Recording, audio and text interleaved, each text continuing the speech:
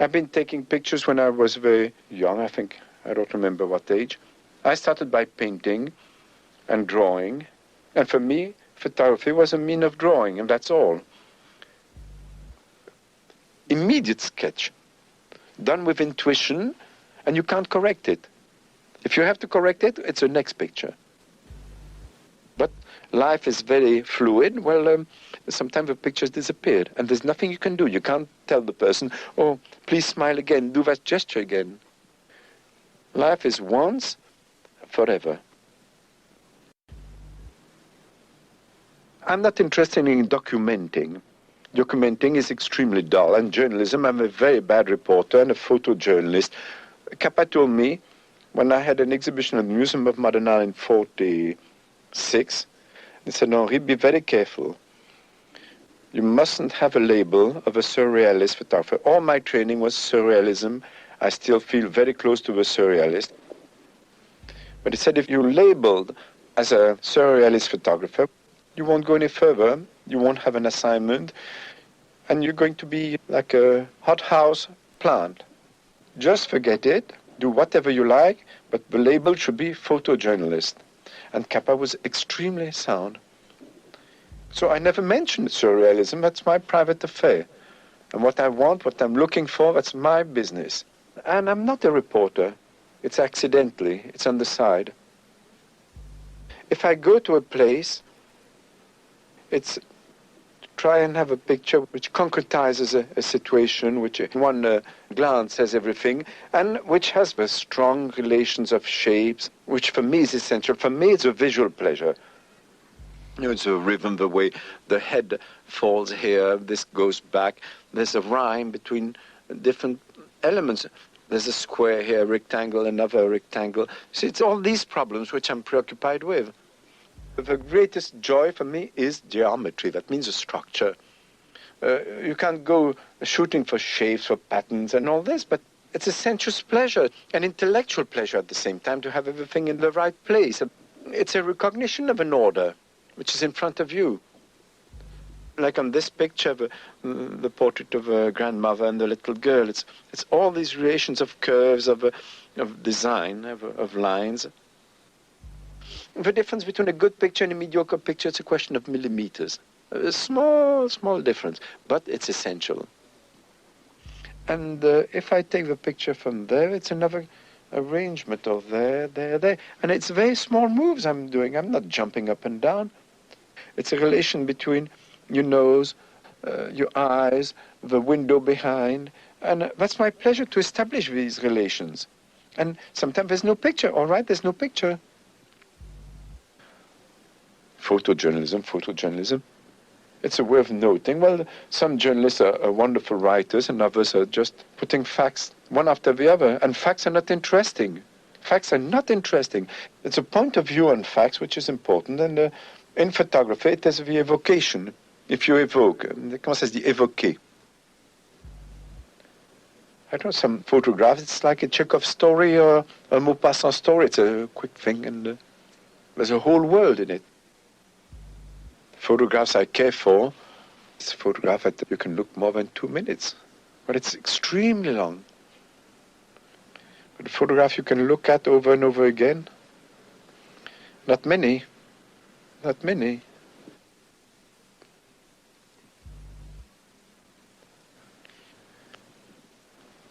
The most difficult thing for me, it's a portrait. It's very difficult. It's a question mark you put on somebody, trying to say, who is it? What does it amount to? What's the significance of that face? And the difference between a portrait and a snapshot is that the portrait, the person agreed to be photographed. It's not at all like somebody you see, you catch in the street, up like this. I like to take people in the, how do you call that, environment, the animal in his habitat, yes. And it's fascinating coming in like this in people's home, looking at them. But you have to be like a cat, not disturb. On tiptoes, always on tiptoes. But certainly it's like a biologist under his microscope. When you study, a thing doesn't react the same way as when it's not studied. And you have to try and put your camera between the skin of a person and his shirt, which is not a very easy thing. And the attitudes of people are so different in front of a camera. Some are embarrassed, some are ashamed, some hate to be photographed, and others are showing off. And you feel people very quickly. You see people naked through the viewfinder. You see them stripped naked. And it's sometimes very embarrassing. And I remember I had to take for Vogue a very, very old lady, Bostonian, wonderful old lady. She smiled at me, but a sort of smile that you can't smile back at her. She wanted to check on the picture before publication, and I said, I'm sorry, I've never done that. It's a question of trust. And she agreed. She said, oh, my wrinkles. And I told her it's the only interesting thing, the wrinkles. After all, it depends how they fall, which is true. It's life. It's a mark of life. It depends how people have been living, and all this is written on their face. After a certain age, you've got the face you deserve, I think.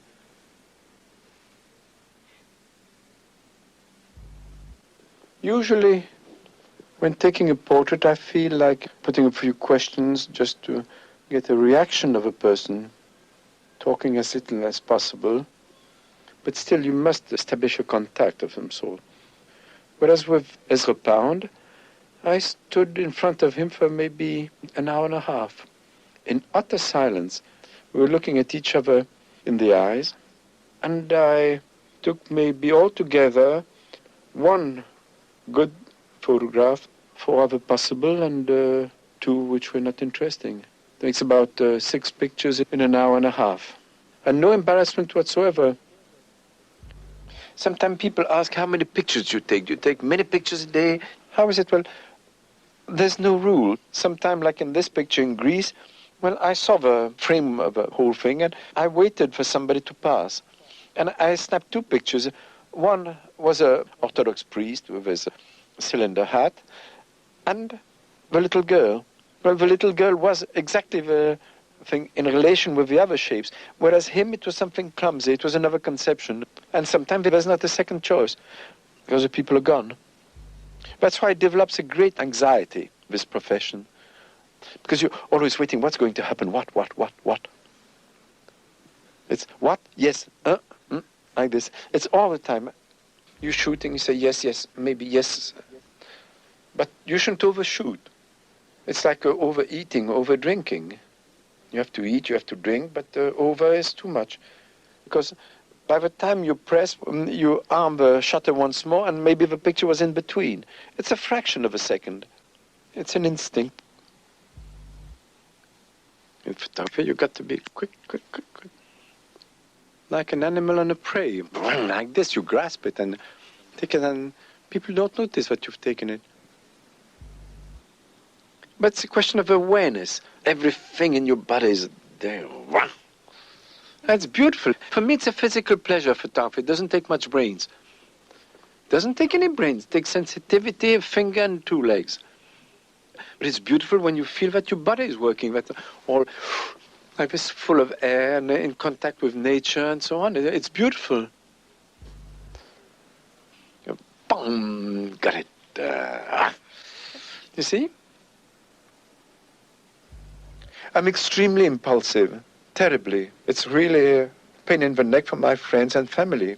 I'm a bunch of nerves, but I take advantage of it in photography.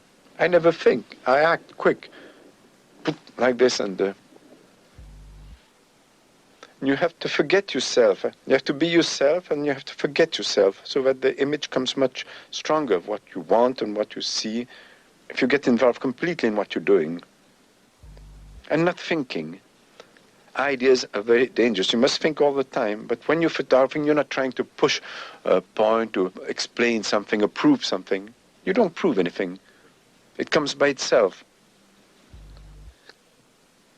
The first impression is essential. The first glance, the shock, the surprise, it jumps at you. You nourish it by your own life, by your taste, the intellectual luggage that you carry. Your experiences, you love, you hate. It's to live fully and richly. And poetry is the essence of everything. It's 2 elements which are suddenly in conflict and there's a spark between two elements. But it's given very seldom, and you can't look for it. It's like if you look for inspiration. Nothing comes, and it's by enriching yourself and living. Say, I'll wait for the top pictures, for great pictures. Well, it's seldom you make a great picture. You have to milk the cow quite a lot and get plenty of milk to make a little cheese. I don't know what it means to be dramatically new. There's no new ideas in the world. There's only a new arrangement of things. Everything is new, every minute is new. That means re-examining. Life changes every minute. The world is being created every minute, and the world is falling to pieces every minute. Death is present everywhere, as soon as we're born. And it is a very beautiful thing. The tragic, comment ça dit, le tragique de la vie, what is tragic in life?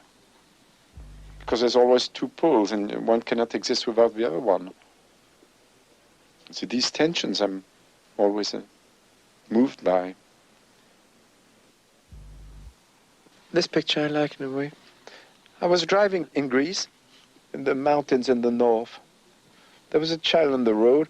He was keeping goats. I don't know, I waved or something, and suddenly he started walking on his hands. There was such an exaltation, such a joy in that barren country, that dust road. I like English people very much. And it's the most exotic country for a Frenchman. It's the biggest difference. It's go to England, see English people even now. How can I say politely? When I'm in England, I feel like I'm sitting in a very comfortable armchair, and I'm looking at the stage and all these actors. I can applaud them, but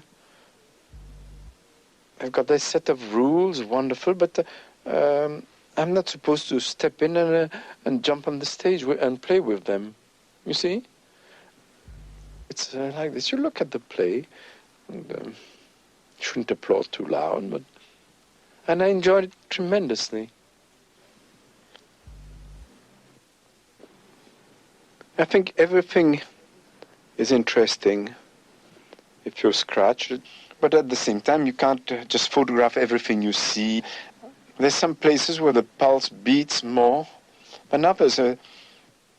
After the war, I don't know, but I had a feeling that going to colonial countries was important. What changes are going to take place there? That's why I spent 3 years in the Far East. I was in India just at the death of Gandhi, after the partition between India and Pakistan. And it's to be present when there's a change of situation, when there's the most tension. And I've been living in India for about a year, even more. And problem of demography, immensity of space, of people, preoccupied me very much. I like to live in a place. I don't like to go for short. Rodin said something, what is made with time, time respects it, or something like this. I spent in China the last 6 months of the Kuomintang regime. I watched it falling to pieces. And I was there when the communists arrived. I stayed there another 6 months. But Chinese have always been between a chaotic and a stern and puritanical regime. Through centuries it has been from one to the other. I was very lucky to be just at that change. A tradition, and what remains of a tradition, and at the same time, what is a revolutionary attitude and another conception of man.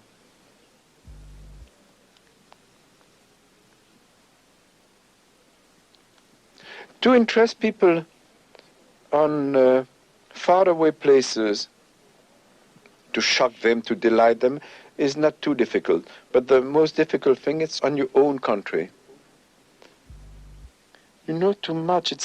Well, when it's on your own block, there's such a routine. It's quite difficult to get out. When I'm going to the butcher, in places where I'm all the time, I know too much and not enough.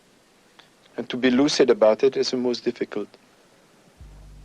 But your mind must be open, aware, like this, like having a radar, a searchlight, or like this. And that's why anybody has done 10 good photographs in his life. What is interesting, it's a consistency, to keep on. It's always re-examining things, trying to be more lucid and free and go deeper and deeper. I don't know. Because a camera is a weapon. You can't prove anything, but at the same time, it is a weapon. It's not a propaganda mean, photography, not at all. But it's a way of shouting the way you feel. I love life. I love human beings. I hate people also. You see, the camera, it can be a machine gun. It can be a psychoanalytical couch.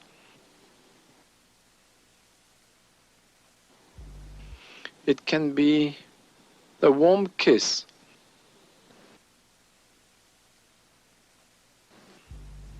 It can be a sketchbook, the camera. And even for me, that's strictly my way of feeling. I enjoy shooting a picture, being present, and it's a way of saying yes, yes, yes. It's like the last 3 words of Ulysses of Joyce, which is one of the tremendous works which have ever been written. It's yes, yes, yes. And photography, it's like that. It's yes, yes, yes. And there's no maybe. All the maybes, you should go to the trash. Because it's the instant, it's a presence, it's a moment, it's there. And it's a respect of it and an enjoyment. It's a tremendous enjoyment to have seen yes. Even if it's something you hate, yes. It's an affirmation. Yes.